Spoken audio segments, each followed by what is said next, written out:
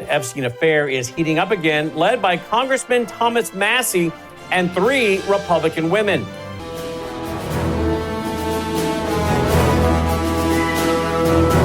A group of Jeffrey Epstein survivors announced a plan to release a list containing the names of all known associates of the billionaire pedophile.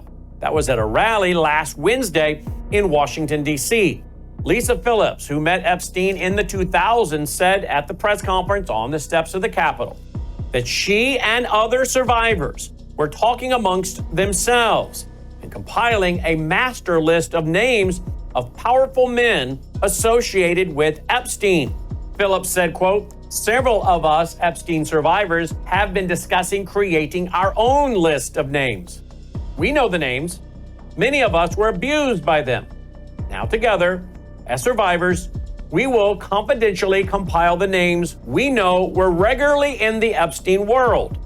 And it will be done by survivors for survivors," end quote. The news comes on the heels of the FBI and Department of Justice announcing that there is no list of Epstein's purported clients. That's after months of promising to release the list to the public.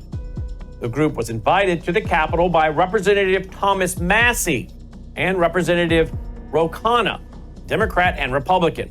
Khanna said only a small fraction of information of the Epstein files had been released by government agencies, just 1%.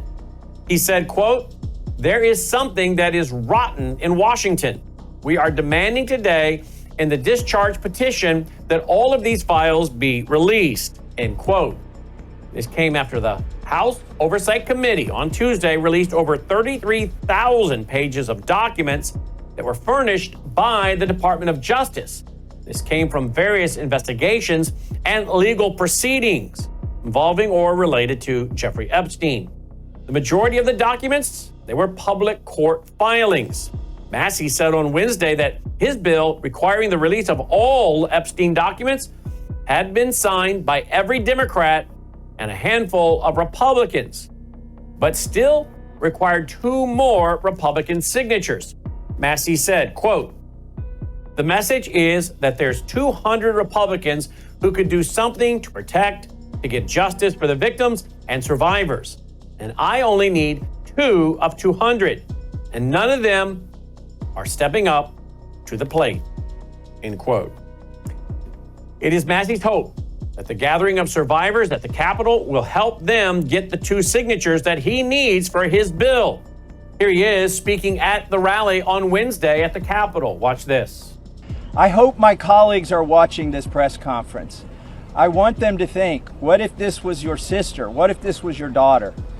When these survivors speak, the Washington establishment is asking the American public to believe something that is not believable. They're asking you to believe that 2 individuals created hundreds of victims and they acted alone, and that the DOJ has no idea of who else might have been involved, that nobody else did anything that rose to a criminal enterprise. The American people know that's not true.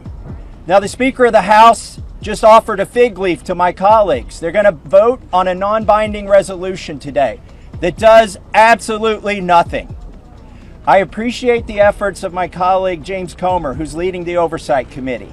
They may find some information, but they're allowing the DOJ to curate all of the information that the DOJ is giving them.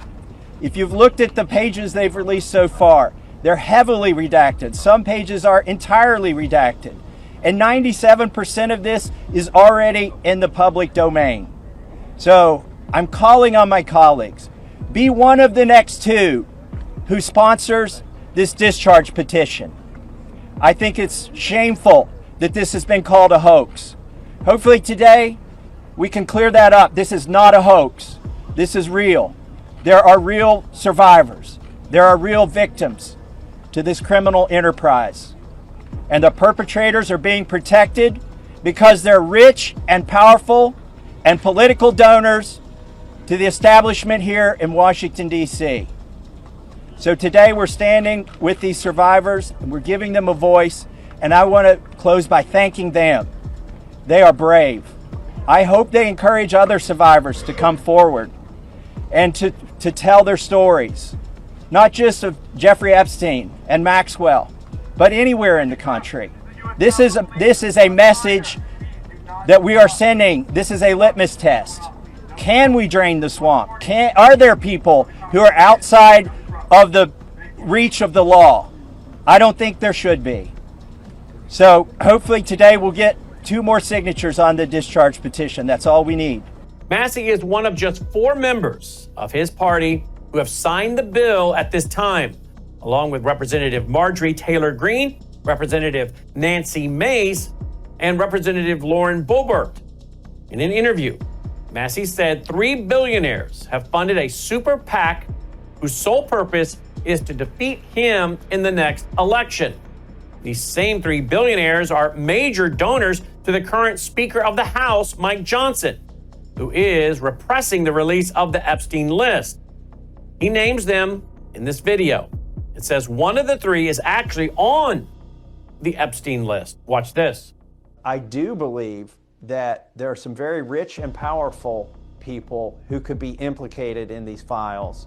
And they are donors to the Republican Party. In fact, I have 3 billionaires right now who formed a super PAC to run ads against me in Kentucky. They've spent over $2 million already trying to smear my name. And one of those billionaires is in Epstein's Black Book. So is that a coincidence? Or are there just not that many billionaires who are rich and powerful and upset that I'm trying to release these files? So it is rich and powerful people. I also do believe that because he was connected to so many rich and powerful people, Epstein, and because of other associations he had and things that were said in legal documents by Acosta, for instance, many years ago, I believe that there's a connection not just to Israeli intelligence from Epstein, but also to U.S. intelligence